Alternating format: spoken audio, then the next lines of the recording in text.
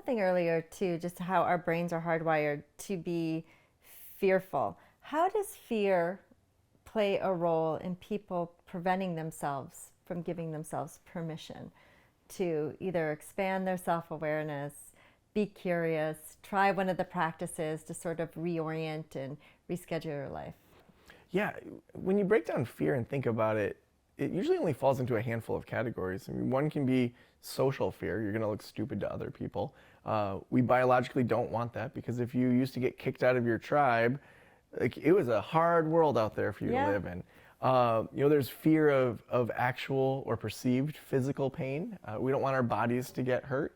And then really, if you think about it, there may be fear that's more just like ego driven, that I'm going to feel bad about myself or feel worse about myself as well. When we actually look at the reality of those fears, of if I don't do a good podcast, for example, my audience is going to hate me so much that they're never going to listen. Okay, well then let's kind of continue down that path. Okay, so say my audience falls apart. Like, what's my fear there? Well, I'm not going to have enough money to feed my kids, okay? If I don't have enough money to feed my kids, what's going to happen? Am I really going to sit around for 6 to 9 months to watch all the money dry up so I can't feed my kids? No. And do I have zero support network where if I got to that point that I really couldn't feed my kids, or that I would be homeless, or that we create these catastrophes in our head that really aren't realistic. My parents live in town. I have friends. I have a sister. There's a food bank. There's all these things. Come stay with me. I can stay with Angie. Yeah. And so it's one of those things that our fears, usually when we challenge them, are not nearly as big as we think. Even with my daughters, I'll often say to them, is this a reality right now where you're either in pain or you're scared now, or are you worrying about worrying? And more times than not, it's worrying about worrying. My daughter just did this summer camp, and it's a sailing summer camp, and it was the day that they were going to be capsizing their boats, and she was so scared about the boat has to capsize and they have to learn to pull it back over, because they want, if their boat flips, that they know how to flip it back over. And she's 10, she's so scared of this happening. And the day she did it, she got in the car and I said, "How'd the capsizing go?" I thought she was going to say, "It was terrible. Oh my gosh, like I couldn't do it." She was like, "It was amazing." She felt such power from being able to flip over this boat. And so we were able to talk about how often we're worried about something that may or may not unfold. Her first visit to the orthodontist, it was literally a meet and greet. And she was so worried, but then we were able to talk about, remember how with capsizing the boat, you were so worried about it? Yes, there may be things with an orthodontist you don't like, and we'll let you know if that's coming up so you can emotionally prepare. But right now, this is a meet and greet. They're going to take some pictures. You're going to meet them. And at the end, how was it? Oh, it was so much easier than I thought. What would you tell yourself an hour ago if you could go back? And it's like you do this over and over with your child to help them emotionally cope with not worrying about worrying.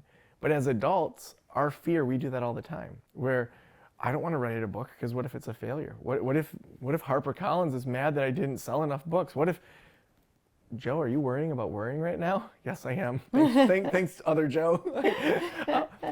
And so we always have the decision to, are we going to let that fear be the decider for us? Or are we going to pause it and say, yes, I recognize the fear. Sure, there's potential that HarperCollins gave me money to write a book and then it's a big failure.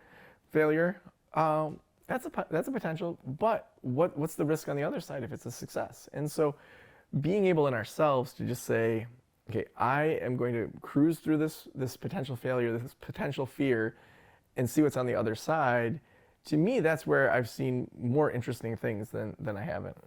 It's funny, as you were talking, I was reminded of a friend who I'm helping with a career transition, going from, really senior position in an association to being a consultant. And she's like, why do I have an easier time imagining myself as a crack whore on the streets of Chicago than doubling my salary in 2 years? I'm like, we need to talk about that. Yeah.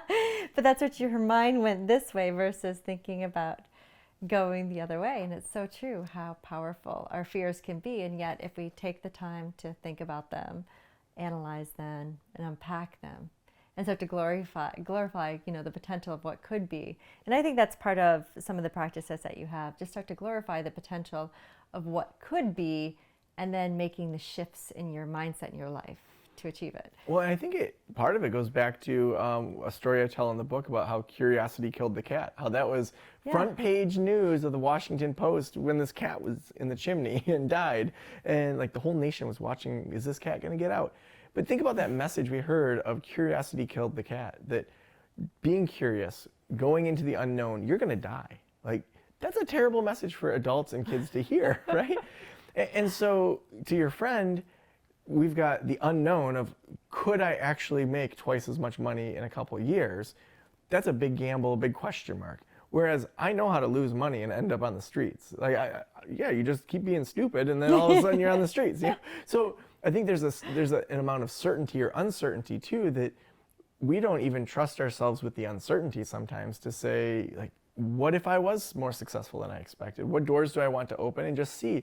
You know, a couple of years ago, I every year or two I say, like, what's one big thing that if I did that, everything else will be easier. And having a traditionally published book was one of those things. And to be able to just say, I'm opening doors with this book, not knowing what's going to happen, that's the kind of flexibility that I think when we do it, it genuinely allows us to go down paths without having that outcome that we have to reach or feel like a failure.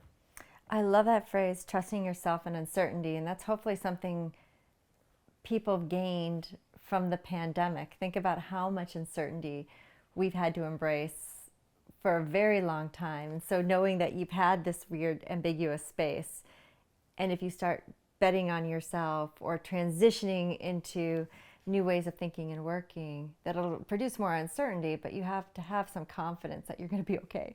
Yeah.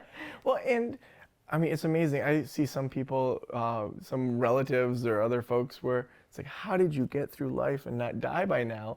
Because of the choices they've made. But they've made it through life. And we never know what's going to happen to people.